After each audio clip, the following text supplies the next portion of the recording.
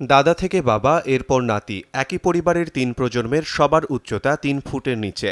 সমাজের কটু কথা বা শারীরিক প্রতিবন্ধকতাকে পেছনে ফেলে ঘুরে দাঁড়ানোর চেষ্টা করছেন তারা। মোহাম্মদ আব্দুল মজিদ ও তার পরিবারের সদস্যদের এমন শারীরিক গঠনের কারণে পেতেন না কোনো কাজ। কোথাও গেলে শুনতে হতো অবমূল্যায়ন, ব্যঙ্গ, বিদ্রূপ, তুচ্ছ-তাচ্ছিল্য।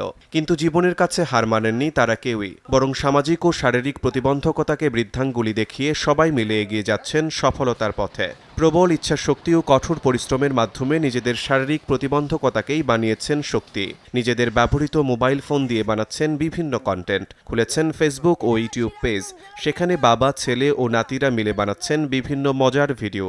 আমরা কর্মে গেলে আমাদের দেখে বলে যে খাটো, পারবে না, হ্যান ত্যান, ৭-১৭ অনেক কথা বলে যে ছোট মানুষ তোমরা কাম করতে পারবে না, তোমাদের কামে নেওয়া যাবে না, এইভাবে মেলা কথা বলে। তখন আমাদের অনেক কষ্ট লাগে যে আমরা খাটো মানুষ, এই জন্য মানুষ আমাদের কর্মে নিতে চায় না। আমার কোনো কষ্ট লাগে না, আল্লাহ যেহেতু সৃষ্টি করেছে আমার কাছে কোনো কষ্ট নেই। আল্লাহ যেভাবে তৈরি করেছে ওইভাবেই আমরা আছি। খারাপ লাগলেও তখন যে করার কিছু নাই, যখন যে খারাপ লাগিয়েও তো তখন আল্লাহ বানিয়েছে প্রতিবন্ধী, মাসে একটু জয় করে কথা কাজ নাই, করলেও কথা করলোই আমরা কিছু করি না, করা আসলে আমরা চলে আসি।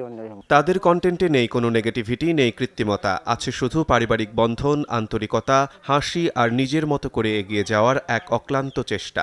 আমাদের কর্ম নাই, আমরা এখন একটা ছোট মোটো কর্ম বাই করলে সেই কর্মে আমাদের করে খেতে হবে। সবাই যার যার মতো আল্লাহ পাকের তৈরি, একজন ছোট হয়েছে, একজন বড় হয়েছে। আমরা যেমন হেনে বসবাস করি, সবাই আমরা বড় মানুষ। এখন এর পরিবারে সবাই ৫-৬টা মানুষ ছোট হয়েছে, তারপরেও ওইভাবেই আল্লাহ যেভাবে একভাবে চলে যায়। মোহাম্মদ আব্দুল মজিদ পাবনার আটঘরিয়া উপজেলার বাসিন্দা। তাদের স্বপ্নের পথে বাধা হতে পারেনি শারীরিক খর্বতা, বরং ৩ প্রজন্মের এই সংগ্রামী পরিবার প্রমাণ করে দিয়েছে মানুষ তার উচ্চতায় বড় হয় না, বড় হয় মানসিকতা ও ইচ্ছাশক্তিতে। সময় সংবাদ, পাবনা।